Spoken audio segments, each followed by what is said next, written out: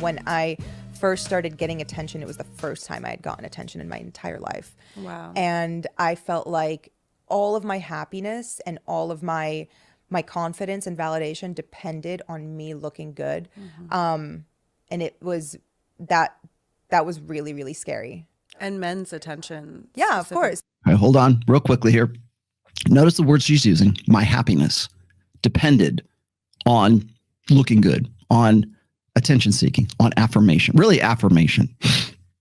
Excuse me. Now, when we talk about like validation and stuff, that validation is like, I think it's probably the most overused word, certainly in the manosphere and certainly by women, because when we talk about how guys like, oh, you just want a hot piece of ass because you want validation and you want your boys to think more of you and you think it's a status symbol or something like that. The only reason you want to get with that hot girl is because you want her on your arm as arm candy and you want guys to think more of you. It's like, no. Guys could probably give two shits about you. Guys just want a fucking hot piece of ass. That's what they want. It's not about like, oh boy, wait till the guys see me. No, that's a form of like intrasexual competition. And it's also something that women will often use as well, because they'll get to a point when they're older and they know that they can't compete with the girls that the guys that they want to get with are getting with, right? The 23-year-olds, like a Mia Khalifa or an Emily Ratatouille wants to get with a guy who's like 35, 36, 37 years old. And they go, oh my God, they just want to get with the girl who was me back when I was 21, 22, 23 years old. And they can't, it's like, I can't believe it's shot. My stars and garters. I can't believe it. No, you can, because you enjoyed that. In fact, you earned a living doing that. In fact, your entire ego and your personality is dependent on that dynamic. And now that you can no longer engage in that paradigm anymore, now suddenly it's men's fault and not your fault. It's not you, or I shouldn't say even your fault. You capitalizing on it. So when you hear stuff like this, when I hear this stuff about, oh, my happiness was dependent on this and that and everything, and oh, now it's not. Well, what is it now? Like, where is your happiness coming from? The Lexapro that you're going to talk about here in just a minute, your antidepressants, TikTok. You're venting and commiserating with Mia here.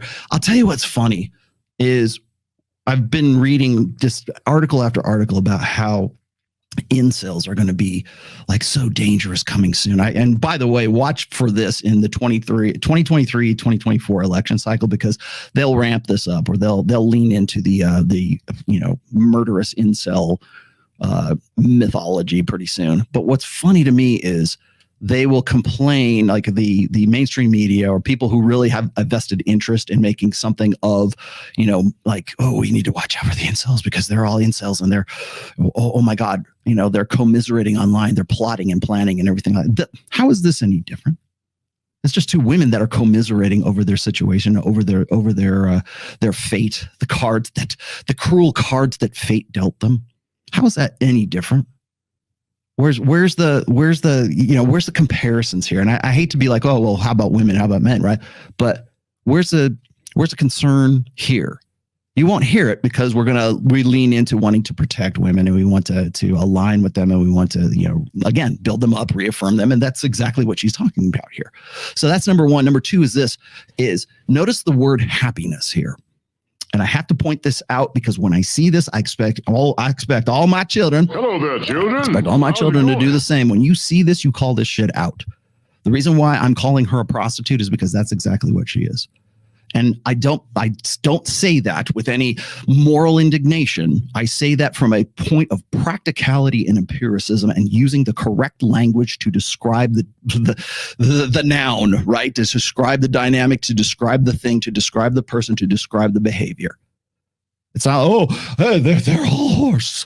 We're not going to Bible study after this. I'm just using the correct language for what this person is. Okay. So let's just call a spade, and let's move on. So when I see, oh, my happiness. No, here's the thing is women believe in a false sense of happiness. They believe that happiness is a sustainable state. Make mama happy, right? Happy wife, happy life. I already talked about this with Jedediah, right? Jedediah Bila. Happy wife, happy life is an ultimatum. You've probably already seen that clip. However, it's based on a fundamental myth that, by the way, that is perpetuated by this emotionalism, and which is rooted in a female gynocentric way of thinking, right? That happiness is a sustainable state. It's a goal state. It's something that you can have and hang on to. And once you get there and once you figure out the secret formula or the secret sauce or the whatever it is, once you've solved the equation, you'll be happy at the end of that. And it's 100% the opposite of how happiness actually happens. Like happiness is not in the getting. It's not in the state that you're going to. It's the process of getting there. And there's so much research on this right now, where it's like when people are depressed, when people are happy, when people are doing something, really our emotions are meant to move us from one state to another state. So when women say, well, my happiness was dependent upon men. Yeah, of course it was, because you were in the process of, I don't know, shooting porn or doing something you enjoyed, because the enjoyment, the process of moving forward in your life from, well, I don't know, when she started porn to where she is right now, it was enjoyable. And now it's not enjoyable. And now it's something she regrets because that process is over now. The movement from point A to point B has stopped. And now she's got to find some other way to fill that void. And usually it's drugs. Usually it's antidepressants. I can't understand why I'm so depressed, because the state you're in is trying to prompt you to another state, because there's no such thing as contentment. That's why the human condition is fundamentally defined by discontent. When you're happy, you are moving from one state to another state. It's not the end state, the United State of happiness. It's not sustainable. It's in the doing, not the having, not the getting there. That's the point. But when I hear stuff like this, I have to call this out, because when women are like, oh, my happiness was dependent on this and this and this and this. It's like, no, because you got to redefine. Like, ladies, if you're watching this, God forbid how many were watching this, if you ever find yourself going, well, you know, he never made me, I was unhappy. How many women have like divorced husbands because they weren't happy? I'm unhappy. Of course you are. You're not moving. You're not progressing. You're not growing. You're not doing anything. Happiness is in the doing. Happiness is in the process. It has to be intrinsically rewarding. The best virtuoso musicians, the best artists, the best coders, the best engineers, the best, you name it. The reason why they're great is not because the greatness was waiting for them at the end. It's because it was the process that got them there, and they were rewarded for it, whether it's intrinsic or they're getting money for it or whatever. The process of getting there is what makes you happy or depressed or whatever else, because emotion is meant to prompt behavior, meant to prompt action. So when I hear this shit, it's like, oh, my happiness was no, it wasn't. It was dependent on you the whole fucking time. Like, own that shit. You're 29 years old. Grow the fuck up. That's exactly whose attention I thought that's whose attention I was chasing. I mean, of course, I think every young woman can relate to that, but especially if you felt like you hadn't had it and then all of a sudden you had it. Yeah. Yes, because it was in the process. The attention was what was rewarding.